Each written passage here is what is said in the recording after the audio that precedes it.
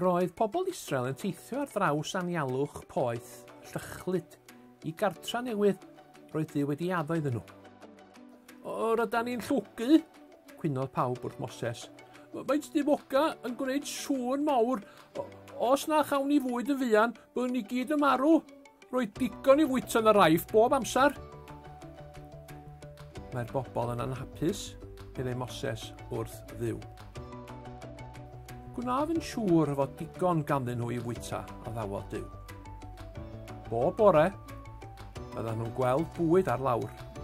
Dwed wrth bawb am ei gasglu a'i fwyta. Gyda'r nos, bydda fe'n anfon adar y gallant eu coginio i swpar. Bydd Duw'n darparu popeth y byddwn ni angen, bydda Moses wrth y bobl. Yn y borea, bydd y llawr wedi orchuddio a manna gwyn roedden nhw'n blasu fel bisgedi mel. Blasus, meddai pawb. Gyda'r nos anfonodd Duw gig ar gyfer swpar. Roedd hwnnw'n dda hefyd. Roedd Duw yn darparu digon o fwyd a diod bob amser.